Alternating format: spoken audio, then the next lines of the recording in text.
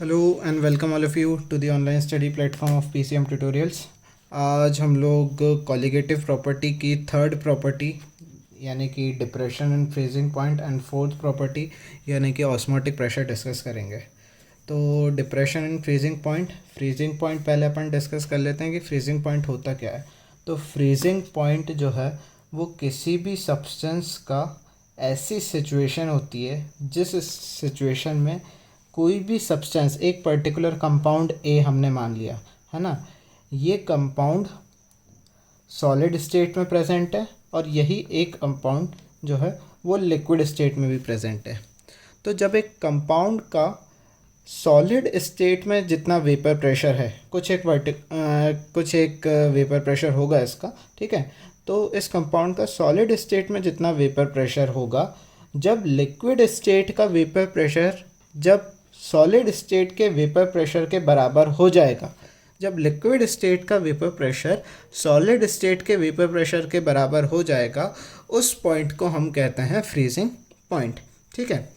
तो ये चीज़ें हमें ध्यान रखनी है कि फ्रीजिंग पॉइंट जो है वो क्या होता है। दूसरी चीज़ हमें ये ध्यान रखना है कि कोई भी कंपाउंड हो, है ना, कोई भी कंपाउंड हमारे पास प्रेजेंट हो XYZ, अगर वो कंपाउंड भले ही लिक्विड स्टेट में है, भले ही वो सॉलिड स्टेट में है, हर कंपाउंड का कुछ ना कुछ वेपर प्रेशर ज़रूर होता है। वो बात अलग है कि कंपैरेटिवली लिक्विड के अगर वो कंपाउंड सॉलिड स्टेट में प्रेजेंट है तो उसका वेपर प्रेशर बहुत ही ज़्यादा कम होगा, उसका वेपर प्रेशर बहुत ही ज़्यादा कम होगा, है ना। अब इसी चीज़ को अगर हम ग्राफ के फॉर्म में रिप्रेजेंट करते हैं, ठीक है, ग्राफ के फॉर्म में कैसे रिप्रेजेंट करते हैं, ये देख लो, हमने एक ग्राफ बना दिया, ठीक है। इस ग्राफ में यहाँ पे हमने ले लिया टेम्परेचर और यहाँ पे हमने ले लिया प्रेशर, ठीक है। अब मैंने बोला कि एक कंपाउंड है आपके पास XYZ, कोई भी कंपाउंड है, इस पर्टिकुलर टेम्परेचर पे, ये कंपाउंड अभी सॉलिड स्टेट वाले कंपाउंड की बात कर रहा हूँ मैं, है ना, कौन से स्टेट की कंपाउंड की बात कर रहा हूँ, सॉलिड स्टेट की। तो ये कंपाउंड इस समय सॉलिड स्टेट में है। कैसे स्टेट में? सॉलिड स्टेट में। अगर ये सॉलिड स्टेट में है तो जैसा कि मैंने बताया उसका वेपर प्रेशर तो होगा लेकिन वो बहुत ज़्यादा कम होगा। अब इस सॉलिड स्टेट वाले कंपाउंड का अगर मैं टेम्परेचर कम करता हूँ तो इसका वेपर प्रेशर बहुत ही ज़्यादा स्टीप फ्लो शो करेगा, मतलब बहुत ही ज़्यादा स्टीप फ्लो शो करेगा। इसका मतलब ये कि थोड़ा सा टेम्परेचर कम करने पे इसका वेपर प्रेशर बहुत ज़्यादा कम हो जाएगा, ठीक है। अब यही वाला कंपाउंड हम एक पर्टिकुलर टेम्परेचर और लिक्विड स्टेट में हम देख लेते हैं, ठीक है। ये कंपाउंड है आपके पास, ये वाला कंपाउंड लेकिन लिक्विड स्टेट में हमारे पास प्रेजेंट है।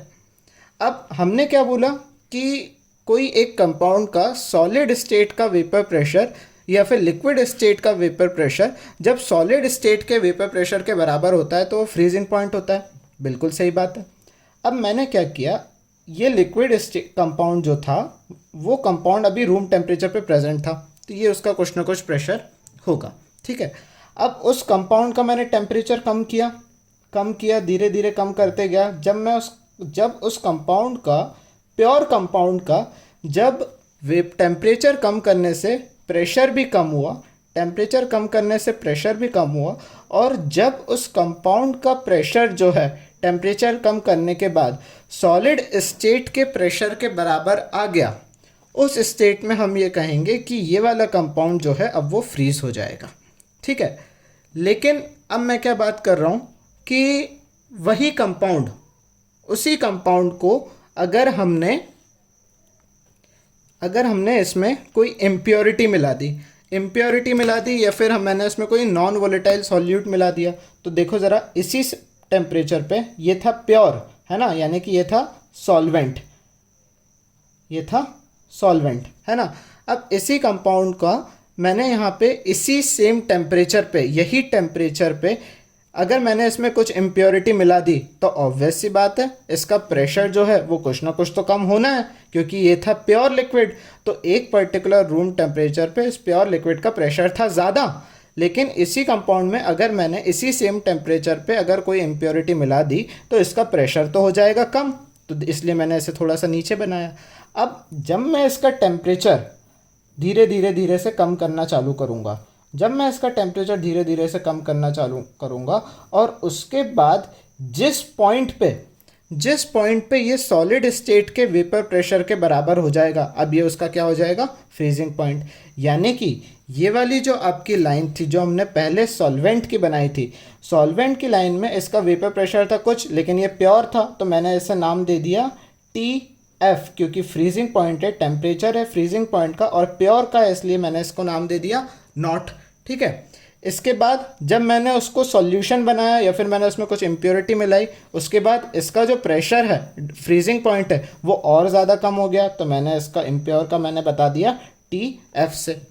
अब इधर जाने पे टेम्परेचर इंक्रीज़ हो रहा है, यानी कि हमें सिंपली क्या समझ में आया कि नॉन वोलेटाइल सॉल्यूट मिलाने की वजह से जो फ्रीजिंग पॉइंट है वो कंपैरेटिवली प्योर के और ज़्यादा कम हो जाता है। यानी कि T not F is greater than TF।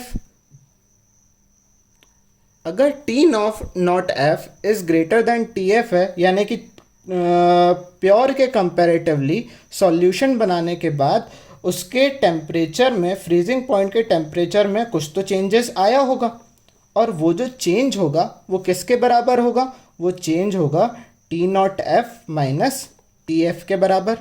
ठीक है। अब जैसा कि हमने लास्ट कॉलिगेटिव प्रॉपर्टी में डिस्कस किया था, क्योंकि हम यहाँ पे टेम्परेचर के केस की बात कर रहे हैं, तो जो चेंज इन टेम्परेचर होगा वो चेंज इन टेम्परेचर होगा डायरेक्टली प्रोपोर्शनल होगा किसी न किसी कंसंट्रेशन टर्म, और हमने वो कंसंट्रेशन टर्म ली है मोलैलिटी, क्योंकि नंबर ऑफ सॉल्यूट पार्टिकल्स की यहाँ पे बात हो रही है कि जितने नंबर ऑफ सॉल्यूट पार्टिकल्स यहाँ पे डलेंगे उस पर डिपेंड होगा, तो वह हमने यहाँ पे ले लिया मोलैलिटी।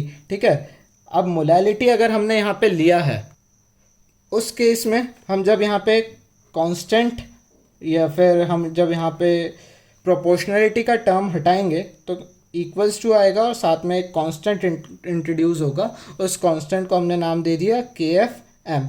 अब ये जो KF जो है ना आपका, इस कांस्टेंट को हम कहते हैं मोलल डिप्रेशन कांस्टेंट, या फिर इसे कहते हैं क्रायोस्कोपिक कांस्टेंट। ठीक है। इस कांस्टेंट का नाम है। इसे हम थोड़ा सा बड़ा और करके देखते हैं, यानी कि ΔTF is equals to KF। Molality का फॉर्मूला क्या होता है, तो मोलैलिटी का फॉर्मूला हमें पता है, number of moles of solute को मैं B से रिप्रेजेंट कर रहा हूँ जैसा कि आपको पता है, upon mass of solvent. Mass of solvent क्या होता है भाई, मास ऑफ सॉल्वेंट इन kg में होता है, तो मास ऑफ सॉल्वेंट इन व्हाट, यहाँ पे मैंने लिख दिया kg। ठीक है। यहाँ पे सॉरी ये मल्टीप्लिकेशन का साइन है। ठीक है। इसके बाद हमें इसे थोड़ा सा और एलाबरेट किया, यानी कि ΔTF is equals to KF number of moles.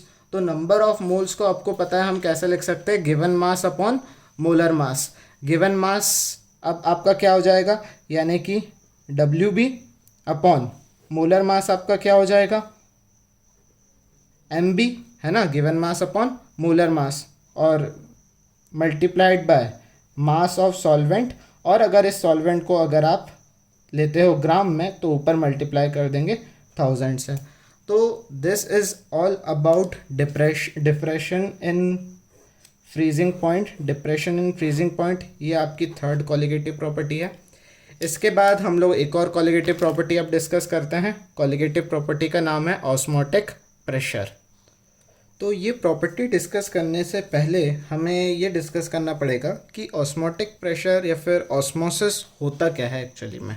तो ऑस्मोसिस समझने के लिए हम एक डायग्राम की मदद लेंगे, है ना। ये मान के चलो एक बीकर है, ठीक है। इस बीकर में बीच में एक मेम्ब्रेन लगी हुई है। इस मेम्ब्रेन को बोला जाता है सेमी परमिएबल मेम्ब्रेन, SPM। अब ये SPM एक्चुअली में होता क्या है, SPM एक ऐसी मेम्ब्रेन होती है, नाम से समझ में आ रहा है सेमी यानी कि सिर्फ कुछ गिने चुने पार्टिकल्स को परमिएबल यानी कि पास होने देती है एक मेम्ब्रेन से, है ना। तो ऐसी मेम्ब्रेन जो सिर्फ गिने चुने पार्टिकल को पास होने देती है, उस मेम्ब्रेन को हम कहते हैं सेमी परमिएबल मेम्ब्रेन। अब इस सेमी परमिएबल मेम्ब्रेन में दोनों साइड, मेम्ब्रेन के दोनों साइड NaCl का एक सॉल्यूशन रखा हुआ है, ठीक है। NaCl का दोनों साइड एक सॉल्यूशन रखा हुआ है। हम मान के चलते हैं कि दोनों साइड जो NaCl का सॉल्यूशन है, इधर भी 1 लीटर है और इधर भी 1 लीटर है, ठीक है। लेकिन फ़र्क यह है कि जो लेफ़्ट साइड वाला जो सॉल्यूशन है, इसमें जो NaCl मिला हुआ है वो सिर्फ 50 ग्राम है, ठीक है।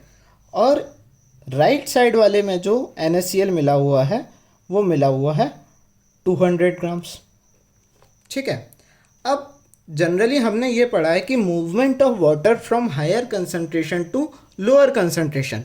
अब यहाँ पे कंसंट्रेशन का मतलब इसका कहने का क्या है? तो कंसंट्रेशन का मतलब ये है कि यहाँ पे NaCl का कंसंट्रेशन ज़्यादा है, इससे फ़र्क नहीं पड़ता कि दोनों में केस में वाटर का लेवल कैसा है, ठीक है। फ़र्क इससे पड़ता है कि यहाँ पे NaCl का जो कंसंट्रेशन है वो है 200 ग्राम और यहाँ पे NaCl का कंसंट्रेशन है 50 ग्राम, है ना। यानी कि इधर वाले केस में, राइट वाले केस में NaCl जो है वो ज़्यादा कंसंट्रेट, NaCl सॉल्यूशन जो है वो ज़्यादा कंसंट्रेटेड है।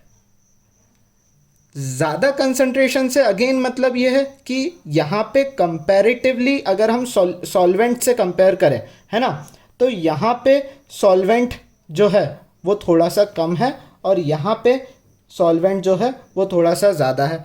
ये वाला पानी ज़्यादा खारा होगा, ये वाला पानी कम खारा होगा, है ना। तो ऑस्मोसिस की एक्चुअली में डेफिनेशन क्या होगी? ऑस्मोसिस की डेफिनेशन ये होगी कि मूवमेंट ऑफ सॉल्वेंट, अब सिर्फ मैंने किसकी बात करी? सॉल्वेंट की, यानी कि यहाँ पे सॉल्यूट के पार्टिकल्स पास नहीं होंगे क्योंकि सॉल्यूट के पार्टिकल का साइज बड़ा होता है।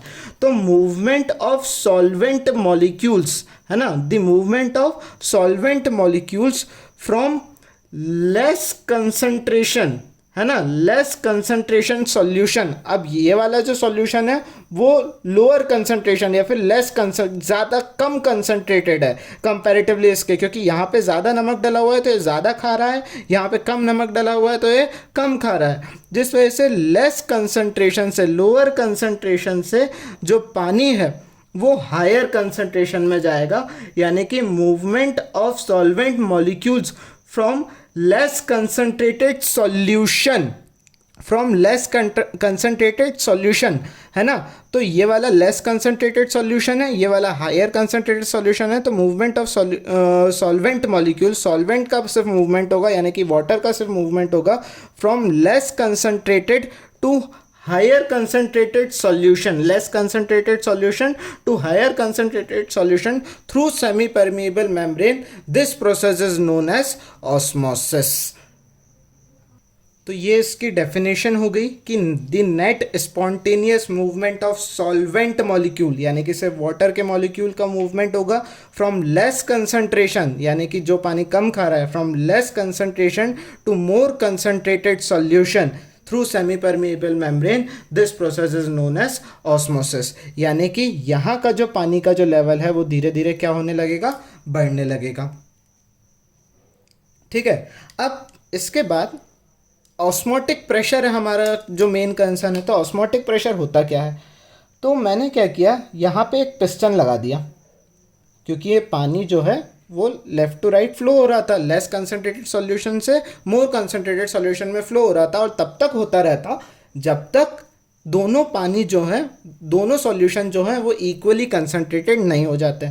मैंने क्या किया, ऊपर एक पिस्टन लगा दिया और इस पिस्टन ने सिर्फ उतना ही प्रेशर लगाया, इस पिस्टन ने सिर्फ उतना ही प्रेशर लगाया जिस प्रोसेस में सिर्फ ऑस्मोसिस की प्रोसेस जो है वो रुक जाए, है ना। वो ऑस्मोसिस की प्रोसेस रुक जाए, सिर्फ इतना ही प्रेशर लगाएगा ये पिस्टन जिस प्रोसेस में ऑस्मोसिस की प्रोसेस स्टॉप हो जाए। उस प्रोसेस को हम कहते हैं ऑस्मोटिक, उस टर्म को हम कहते हैं ऑस्मोटिक प्रेशर। डेफिनेशन के टर्म में अगर हम इसे बोलें तो the minimum pressure that has to be applied on the solution, इस सॉल्यूशन पे हमने वो मिनिमम प्रेशर अप्लाई किया जिसकी वजह से जो सॉल्वेंट मॉलिक्यूल्स हैं वो लेस कंसनट्रेटेड सॉल्यूशन से हायर कंसनट्रेटेड सॉल्यूशन में जाना रुक जाए। उस प्रेशर को हम कहते हैं ऑस्मोटिक प्रेशर, है ना। अब अगर आपने यहाँ पे ऑस्मोटिक प्रेशर जो यहाँ पे आप लगा रहे हो, उस ऑस्मोटिक प्रेशर को अगर आपने ज़्यादा कर दिया, है ना, ऑस्मोटिक प्रेशर को अगर आपने मतलब यहाँ पे जो आप प्रेशर अप्लाई कर रहे हो अगर आपने उसे ऑस्मोटिक प्रेशर से ज़्यादा कर दिया, ऑस्मोटिक प्रेशर से सॉल्वेंट की एंट्री रोक रहा था, लेकिन अगर आपने ऑस्मोटिक प्रेशर से ज़्यादा लगा दिया तो यहाँ पे जो वाटर का जो मूवमेंट है वो अपोजिट डायरेक्शन में होने लग जाएगा, यानी कि जो प्रोसेस ऑस्मोसिस की हो रही थी वो रिवर्स होने लग जाएगी, और उस प्रोसेस को हम कहते हैं रिवर्स ऑस्मोसिस या फिर आरओ, जो कि वाटर प्यूरिफिकेशन वगैरह में यूज़ होता है। अब ऑस्मोटिक प्रेशर को मेजर करने के लिए एक इक्वेशन यूज़ होती है, जो कि आपने इक्वेशन का नाम सुना होगा पहले, PV इक्वल्स टू NRT, है ना। तो इसी आइडियल गैस इक्वेशन में हम थोड़ा सा चेंज कर देंगे और ऑस्मोटिक प्रेशर को हम रिप्रेजेंट करेंगे पाई से, द टर्म पाई, यानी कि हो जाएगा पाई V इक्वल्स टू NRT, है ना। जब हम वॉल्यूम को नीचे लेके जाएंगे तो पाई बाय N/V RT, यानी कि ये आपका मोलैरिटी हो गया, नंबर ऑफ मोल्स, और अपॉन वॉल्यूम। तो इसे हम कंसंट्रेशन टर्म्स से भी रिप्रेजेंट कर सकते हैं, यानी कि pi equals to CRT, and this is about the osmotic pressure. तो अगर हम इसे एक बार देखें तो पाई यानी कि हो गया आपका क्या, ऑस्मोटिक प्रेशर, C यानी कि कंसंट्रेशन, R यानी कि आपका हो जाएगा R equals to gas constant, और T जो होता है वो होता है टेम्परेचर।